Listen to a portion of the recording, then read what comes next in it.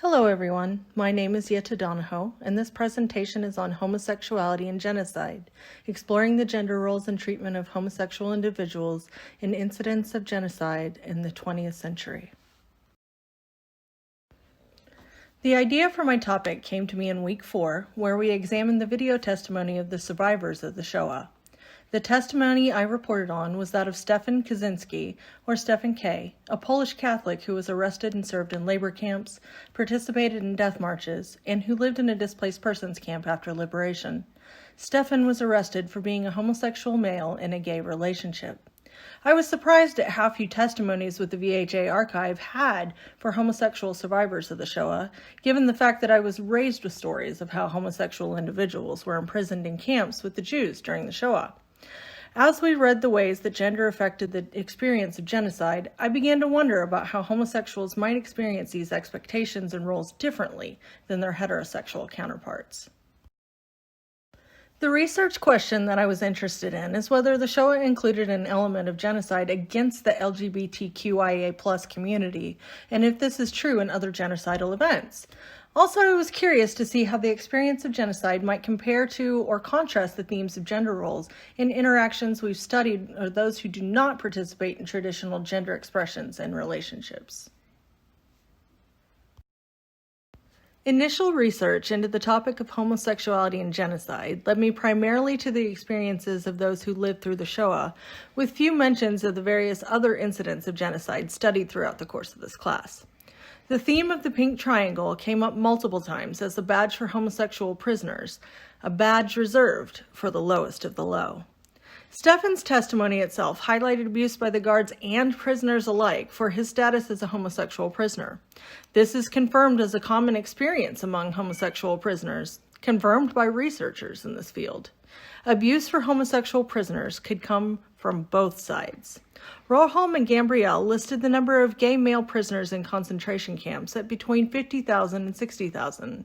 Still, with the number of prisoners, there are only 6 testimonies in the VHA archive. These authors also recounted how even monuments acknowledging this victim group of the Shoah were taboo until the mid-1970s because of the taboo nature of homosexuality itself.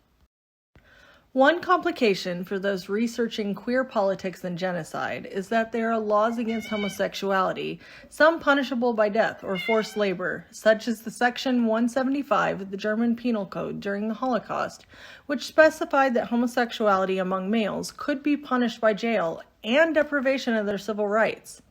Although the abused and forced labor were the same for gay males and extended after the liberation, it is more difficult to classify if there were true genocidal acts against the LGBTQIA+ community because they were then classified as criminals.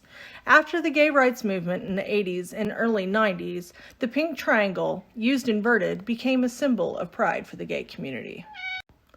There is some question as to whether homosexuality falls within the various definitions of genocide. In Lemkin's definition, homosexuals do not fall within a specific ethnic group and may not qualify as genocide victims.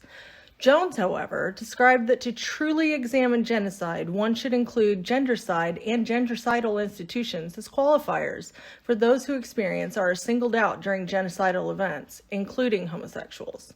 Another element affecting homosexuals was the classification of homosexuals as having mental illness and the inclusion of anti-homosexual laws through various countries today. The definition of homosexuality as a mental illness qualified homosexuals for euthanasia and elimination under the Nazi exploration and goals of purification. Current anti-gay laws in some countries mean that homosexuals are still at risk to be put to death for their sexuality in some parts of the world. Specifically in reference to the Shoah, Jack Porter challenged whether homosexuals were subject to a true genocide under the Nazi regime. While the focus is specifically the Shoah here, it's important to note that similar sentiments are echoed about other 20th century genocidal events. Dr. Porter argued that homosexuals are not targeted because of their sexuality, but because they posed a threat to traditional gender roles and expectations supported by the Nazi Party. Further, Dr. Porter argued that homosexuals are not killed directly, but often died as a result of overwork in camps. Jones would challenge this notion, arguing that forced labor and labor camps are a gendercidal institution aimed at reducing the number of battle-ready males and with the intention of killing these men off through increased labor.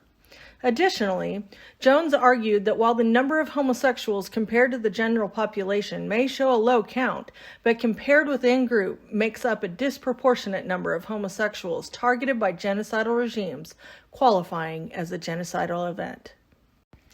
In addition to the argument that homosexuals count as a targeted group during genocidal events, Jones asserted that the unspoken social rules governing the special treatment of homosexuals, such as rape of homosexuals, dictate the interactions between perpetrators and victims. In addition to Jones' inclusion of homosexuals through various genocidal events, Waits provides several case studies, primarily in Africa, that demonstrates the continued persecution and attempted eradication of homosexuals throughout various modern countries. Waits touches on the complication of anti-gay laws in some areas and how the punishment for homosexuals, including death, targets this vulnerable population. Finally, Waits touches on the danger of personal bias as we examine this treatment in other cultures. To summarize, there is a disagreement as whether homosexuals count as a group that can be targeted for genocidal events.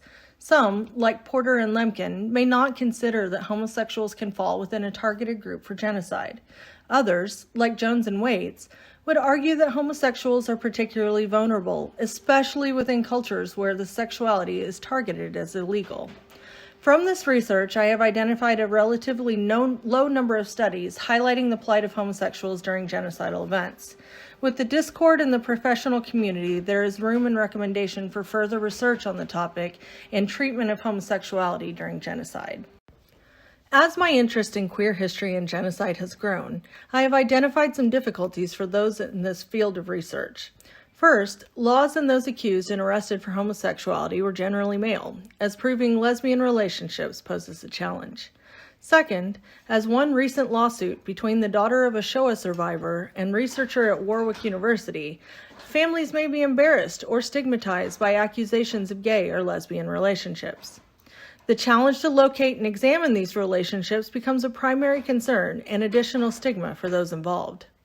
Researchers must use ethical behavior and respect for the cultural and family wishes of those involved in this research.